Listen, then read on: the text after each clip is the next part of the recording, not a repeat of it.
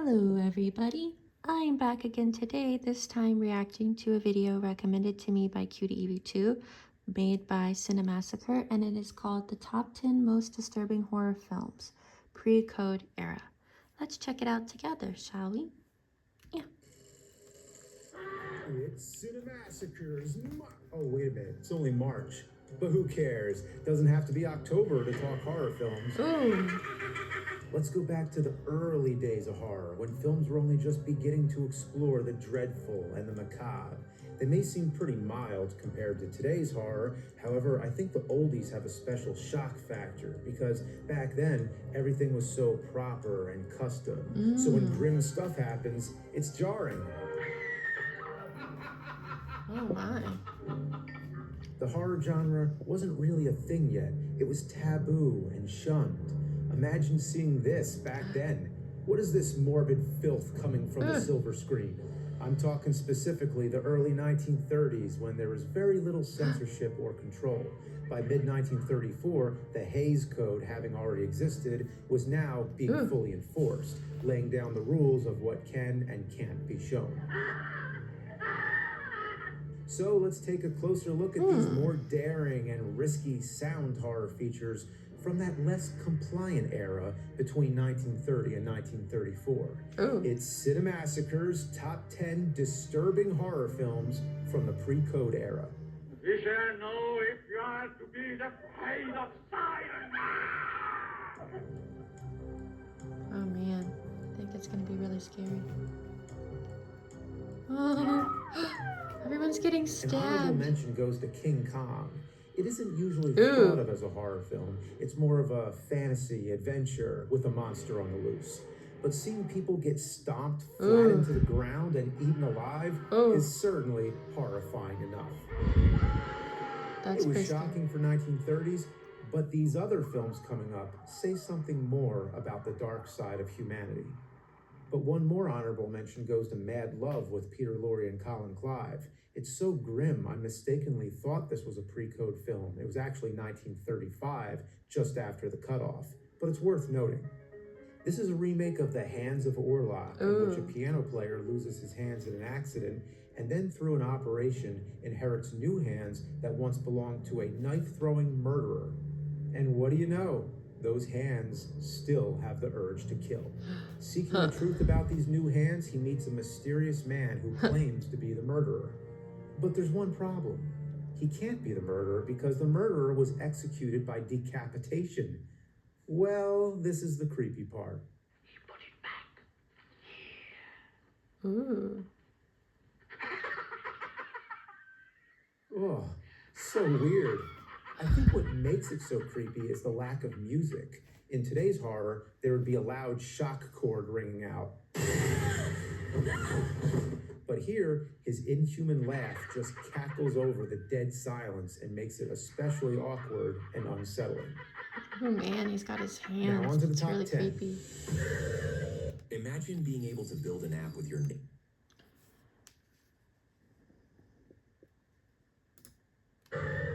Number 10. Crazy am I? Frankenstein. Had to get this one out of the way. I bet you all know it by now. The pivotal moment here is when the monster makes friends with the little girl. He watches her throw some flowers into the lake, and then thinking she'll float too, he tosses her in. No, you're hurting me! No! Tragically, she drowns. Having a little girl character get killed off in a 1930s film, you can see why it's shocking. It was even cut in some screenings. Dang. Yes, this is one film on our list that actually did get censored, but only in certain states. And after the Hays Code was enforced, the censored version became the standard whenever it was re-released. The lost footage was eventually rediscovered in the 80s, and since then, it's been restored. Now I know what it feels like to be gone. Number 9, The Most Dangerous Game. The most dangerous I game. don't know this one. You mean tigers? Tigers? No. So this big-time hunter gets bored with hunting animals So he hunts and wants a people? better challenge, so he starts going after people. Say you'll hunt with me. He captures his victims and then sends them out into the jungle to give them a sporting chance while he stalks them. The concept is already morbid enough, but then we see his prized trophies. Heads. Human heads on the wall. Ugh. Decapitated heads in a 1932 film, pretty gruesome. Number 8 and number 7. Let's do them both. Because this time I'm going The with Mummy. the stabbing, and I couldn't decide between The Mummy or Mystery of the Wax Museum. In The Mummy, there's a flashback to ancient Egypt. To keep the burial place of the mummy Imhotep a secret, the undertakers are killed by a full spear through the body. Wow. They didn't have to show it, but they did. And in Mystery of the Wax Museum, you see a knife entering a wax body. Even though it's wax, there are murders involved in this film. And what makes it extra shocking is how the redness of the blood stands out.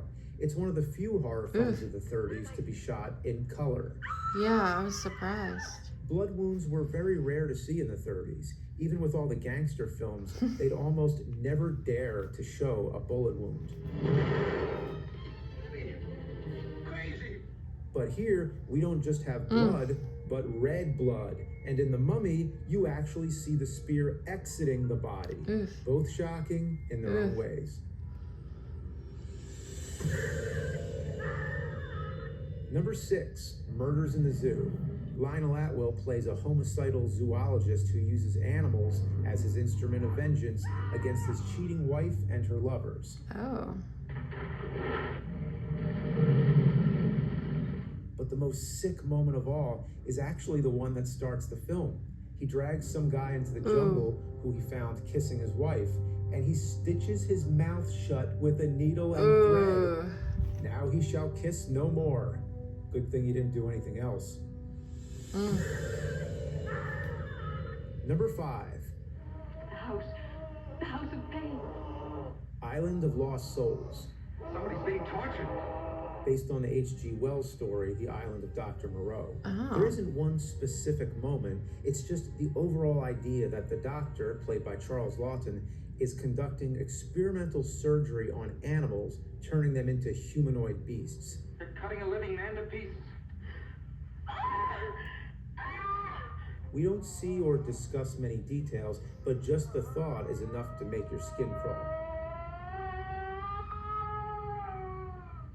But when beast leader Bela Lugosi stirs up a revolt against him, it culminates in one of the most chaotic and brutal scenes of classic horror. Build a website you love. I don't know hardly any of these movies. Oh, he's gonna get killed.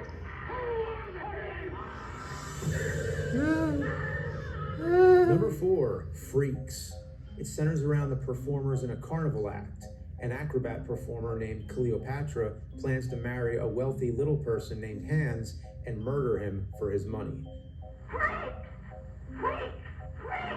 So the rest of them band together to enact their revenge on her and her accomplice. It's only this final act when it becomes a horror film. And man, it's a doozy.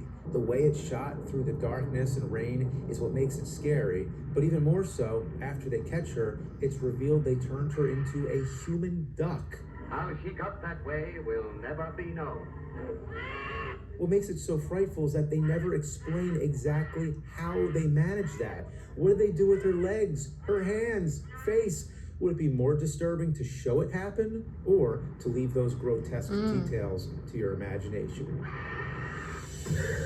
Weird. Number 3, The Black Cat.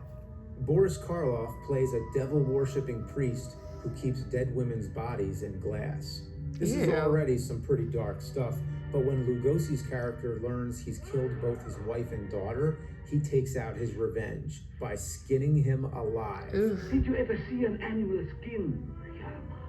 What makes it so horrible is how he gets so much joy out of it. Slowly, bit by bit. We don't actually see the skinning, but in our minds, we pretty much do. This was the first pairing of Lugosi and Karloff, and one of the last horror films released in 1934 before the enforcement of the Hays Code. And when you look at this, you can see why. Ooh, no thank The you. postcode follow-up, The Raven, was a little tamer, but still had the same morbid subject matter and shows Lugosi at his most psychotic. You like to torture? Yes. I like to torture. Man. Number 2, M. This is Peter Lorre's defining role as a terrifying child killer. Oh no. It's sort of like the Frankenstein scene with the little girl, but the circumstances are different. They're both tragic in their own ways. The monster doesn't know she would drown, but the killer in M is just flat out murdering them. At the end, he's cornered by a group of vigilantes, and he states that he can't help what he does, which only makes it more disturbing. Just the idea that he's compelled by an uncontrollable urge is downright terrifying and is one of the first films to deal with mental health in its most dangerous form.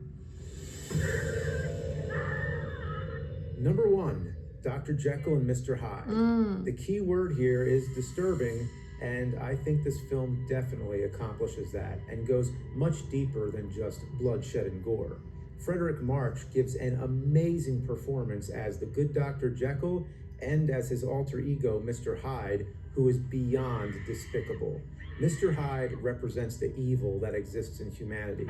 He's the spokesperson for all that is foul and depraved. Oh no. Well, he goes around being rude, doing lots of bad things, causing public disturbances, physically assaulting people. But the part that lands it on the number 1 spot, I'd say, is an ongoing plot thread where he harasses a girl who works at a bar. And from this point on, he never leaves her alone. He clings to her from scene to scene, even breaking into her room. The attack is both physical and psychological. Her mental breakdown is believable as the actress Miriam Hopkins does a convincing job as the victim. Say just as I want, just as I want. That's right, my little girl.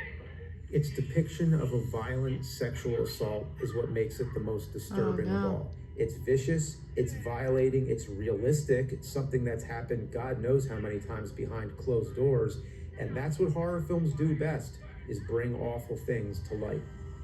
Like I said, these early horror films tackled taboo subject matter, not just for the purpose of senseless shock, but to expose the darker aspects of humanity.